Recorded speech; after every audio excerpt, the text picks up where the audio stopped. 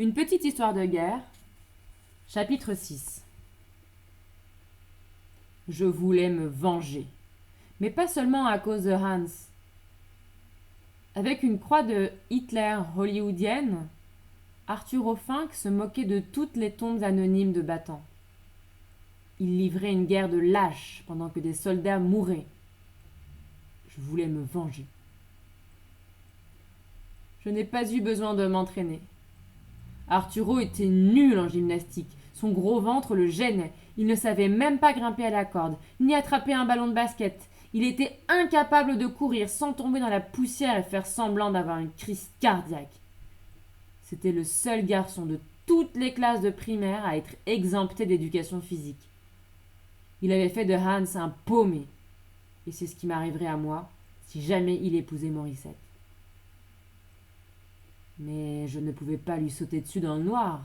Je n'étais ni un Allemand, ni un Japonais. J'étais un Américain dont la mère faisait des parachutes. C'est pourquoi j'ai défié Arturo par écrit. J'ai pris grand soin de mon orthographe. Je ne voulais pas qu'il refuse de me répondre parce que j'aurais fait trop de fautes. C'est un sale snob.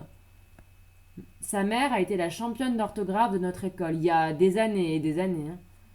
C'est elle qui finance aujourd'hui tous les concours de ce genre chez nous. Maman, elle est allée en classe dans une petite ville de rien du tout et elle n'a même pas pu finir ses études. Son orthographe n'est pas parfaite, mais moi, ça m'est égal. J'aime mieux la voir pour mère que n'importe quelle championne. J'ai écrit. Arturo Fink, tu as fait du tort à Hans. Même s'il est allemand, il reste un être humain. À moins que tu ne lui présentes des excuses en public devant Mr. Franklin et toute la classe, retrouve-moi s'il te plaît après l'école sur le terrain de jeu près de la vieille écurie. Et j'ai signé Jack. Je n'avais pas besoin d'être plus précis. Arturo saurait bien de qui il s'agissait. J'étais le seul Jack de toutes les classes de primaire. J'ai glissé mon billet dans son pupitre et les surveillais de loin. Il bâillait et souriait à sa fiancée, Morissette. C'était le gros garçon le plus content de lui que j'ai jamais vu et le plus incapable de répondre à une seule question de Mr. Franklin pendant la classe d'histoire. Où est né Adolf Hitler demanda Mr. Franklin. Je sais pas, dit Arturo. Quel âge a Mussolini?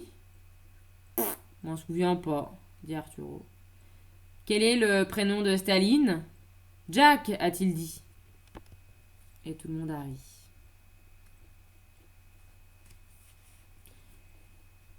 Et Mr. Franklin s'est lancé dans une longue histoire sur la guerre.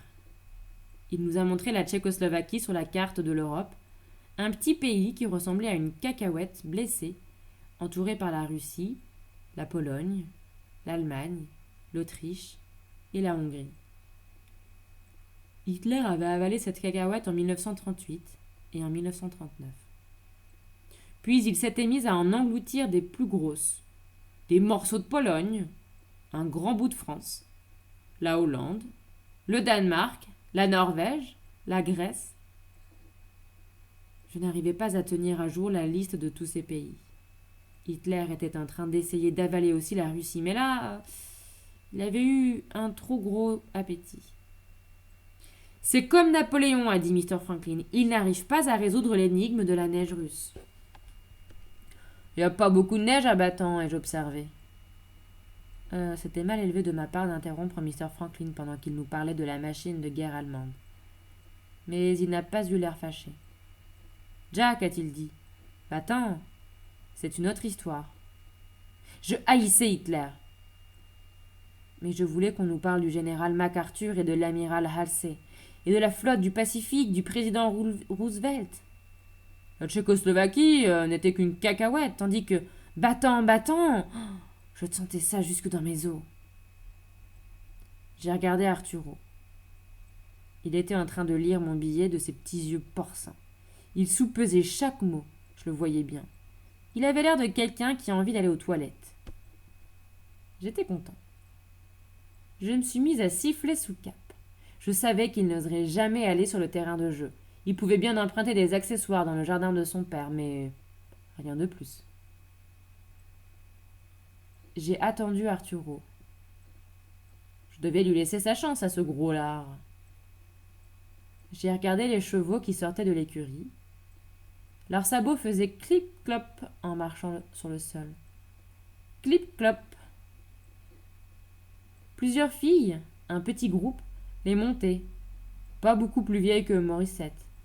Elles devaient venir de l'école secondaire. Je ne savais pas qu'on pouvait y prendre des cours d'équitation. Ces filles n'étaient sûrement pas des boursières comme le petit Jack. Elles portaient des bombes, rouges, très chères, et des bottes en cuir cramoisi qui brillaient à vous aveugler à 50 mètres. Je me demandais si MacArthur ferait venir sa propre cavalerie à Battant. Je n'aurais pas détesté être un cavalier. Mais, je sais pas monter à cheval. Hein. Arturo a surgi derrière moi avec les Matlock, Matthew et Paul, les terribles jumeaux de la classe de 5e. Ils jouent au football tous les deux et ont des muscles jusque sur la nuque. Arturo avait dû les payer parce qu'il ne se serait jamais déplacé pour un garçon de mon âge. J'ai prié pour que les Matlock ne me tuent pas. J'avais peur. C'était même pire que ça. Un garçon mort ne pourrait pas aller à Battant. T'as quelque chose à me dire, Jack Dalton a demandé Arturo. Oui, ai-je répondu. Oui, tu es un sale menteur et ta tête est pue. Arturo m'a regardé longuement de ses yeux porcins. Ma tête ne pue pas. Retire ce que tu viens de dire. Tu as fait mal au grand Hans, ai-je répondu. Retire ce que tu viens de dire. Non, ai-je répondu, et j'ai eu des taches devant les yeux qui ressemblaient à 2 chevaux sauvages qui n'auraient jamais vécu dans une écurie. Arturo m'a flanqué des coups dans la figure pendant que les Matlock me tenaient. Ses poings étaient durs, comme des boules de papier mâché. Il portait une bague qui m'a coupé la lèvre. Matthew et Paul ne disaient pas un mot. Les jumeaux voulaient bien accepter l'argent d'Arturo, mais pas parler en notre présence. Nous n'étions rien pour eux, que des minus. J'ai vu rouge. Rouge comme du sang. Le mien. Arturo cognait, puis une ombre énorme s'est glissée entre lui et moi, comme un mur en marche. C'était Hans. Pourquoi vous empêtez, Mr. Jack? Matthew a ouvert la bouche. Retourne à ta cave, Hansi. C'est une affaire qui touche que l'Écosse, ça te regarde pas. Me regarde, a dit Hans. Pourquoi vous aidez Mr. Arturo, vous pas dans sa classe? Nous n'avons pas à donner d'explication à un concierge, a dit Paul. Encore moins à un concierge nazi. Heil Hitler, Hans, va-t'en! Heil Hitler vous-même. Paul a essayé d'attaquer Hans, mais le vrai footballeur, c'était Hans. Il a cogné Mathieu de tout son corps, l'a envoyé dinguer contre Paul et les jumeaux sont tombés, pouf, par terre. Le gros Arturo s'est enfui en courant. Les Matlock n'ont pas bougé. Viens, m'a dit le grand Hans. Il m'a emmené dans son sous-sol. Les tableaux étaient accrochés au mur. Je n'ai vu nulle part la moustache de Hitler. Il y avait Mrs. Roosevelt en uniforme d'infirmière, un fleuve qui aurait pu être le Rhin, mais rien qui puisse faire penser à un Hans en espion. Il est allé chercher du coton et une bouteille de teinture d'iode. Puis il a tapoté mes écorchures avec ça. Ça a piqué. C'est rien, m'a-t-il dit. Hans, vous m'avez sauvé la vie. C'est rien. Ça ne piquait plus. J'ai été pris d'une curiosité vraiment diabolique. Hans, parlez-moi du camp d'internement, s'il vous plaît. C'est rien, m'a-t-il répondu. Il y avait des soldats avec des mitraillettes à Ellis Island? On est en Amérique, pas de mitraillettes. Et le grand Hans m'a renvoyé chez moi.